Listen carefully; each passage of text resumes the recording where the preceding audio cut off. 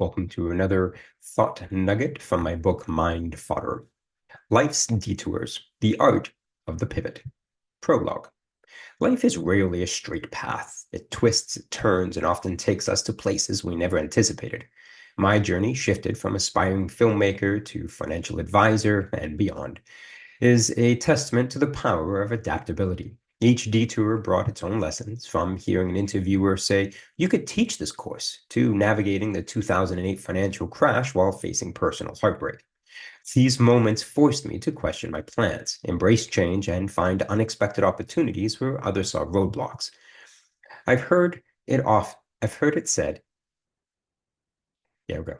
I've heard it said, if you want to make God laugh, tell him your plans.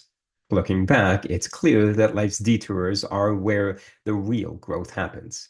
This is a story about resilience, about reimagining what success looked like, and the art of pivoting when the road ahead disappears.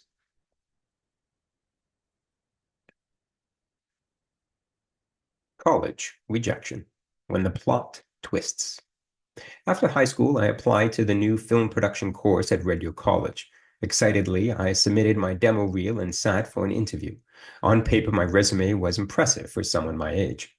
I'd competed nationally at Skills Canada, volunteered as a camera operator and occasional TV host for a local station, and directed my school's weekly video announcements. I'd spent countless hours in the communication technology department, mastering everything from digital animation and blue screening to architectural design and hardware hacks. I'd even convinced the school to build a four-sided green screen. I went into the interview brimming with confidence, eager to share my passion and experience, certain I'd found the perfect stepping stone toward my dream career. Instead, the interviewer looked me in the eye and said, "It sounds like you could teach this course." I was shocked and annoyed. I was willing to go tens of thousands of dollars into debt to invest in my growth. And this guy was essentially saying that I'd already outgrown what they could offer. I'd wanted to be challenged and pushed to grow and open the door to new opportunities. And instead, it felt like they were offering me a dead end. It was a wake-up call. I wasn't about to settle.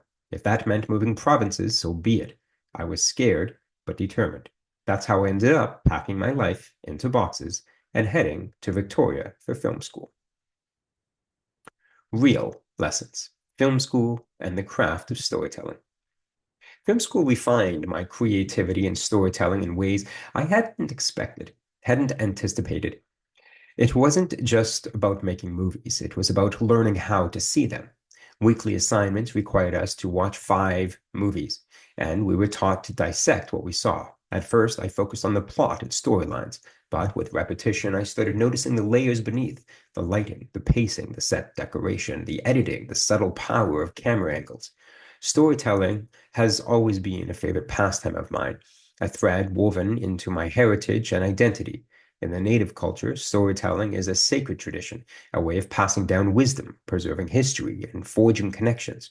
What I love about film is that it takes that age-old art and transforms it into a sensory experience. Unlike spoken word storytelling, a film controls everything you see and hear for the length of the movie. If done well, it not only entertains but also influences how you feel. It's a powerful medium, one that transcends time and space to create an emotional imprint.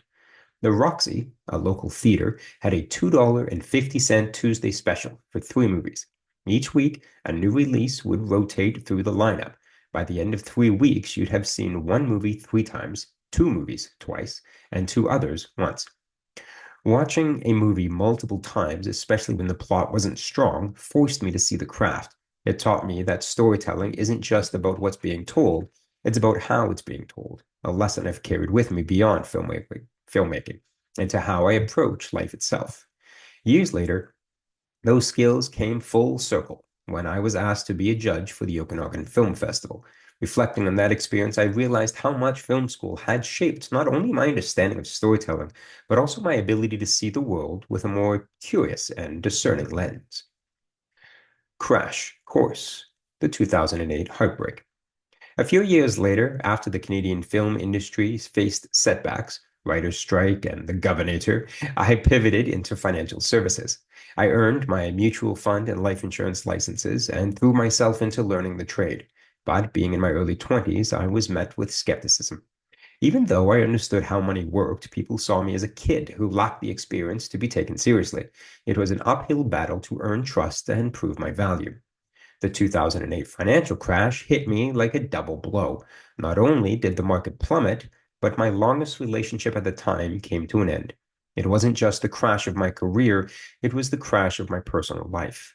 Her mother had introduced me to the financial industry, so the breakup severed more than just romantic ties. It dismantled the foundation I'd built my pivot on. Still, the experience taught me resilience. In hindsight, I see how every challenge forced me to rethink my priorities and redirect my energy. If the financial industry taught me one thing, it's that building trust, whether in relationships or work, takes time and perseverance. It's not just about what you know, it's about how you connect with people and show them your worth. While the financial crash was a professional setback, the breakup dismantled a cornerstone of my personal and professional life. It felt like a domino effect, one loss cascading into another. Yet, as painful as it was, it forced me to reassess my path, build new foundations, and find resilience I didn't know I had. Personal reflection. Life rarely unfolds the way we expect. My journey from film school to the financial industry and beyond was anything but linear. Each pivot challenged me to grow in ways I couldn't have foreseen. Film school taught me to look deeper, to find meaning beyond the obvious, and to appreciate the layers of storytelling. The financial industry taught me that trust is earned, not given, and that resilience is built in the face of rejection. The toughest moments, like hearing you could teach this course, or navigating a financial crash alongside a personal heartbreak, were the ones that forced me to adapt. Those challenges shaped me far more than a smooth, predictable path ever could. I've come to realize that success isn't about sticking to the original plan. It's about staying open, adapting to change, and trusting that the detours hold just as much value, if not more, than the straight roads. As Stephen Hawking put it, intelligence is the ability to adapt to change.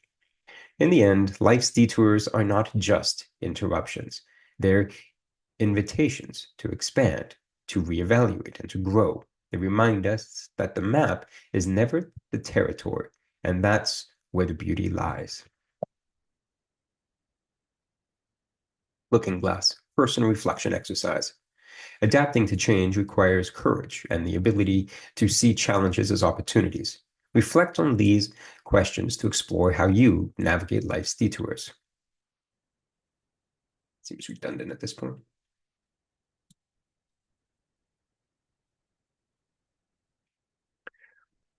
Letting go of letting go of plans. Recall a time when your original plan no longer made sense. How did you decide to pivot? And what did that change teach you about flexibility, silver linings, and setbacks? Think about a challenge or failure that became a hidden blessing. How did you help find? How did it help you find opportunity in adversity? Recognizing when to pivot. Are there areas where you are holding on to a path that no longer aligns with your goals? How might letting go create space for new possibilities? Redefining success. How has your definition of success evolved? How have detours shaped and deepened that perspective? Thank you.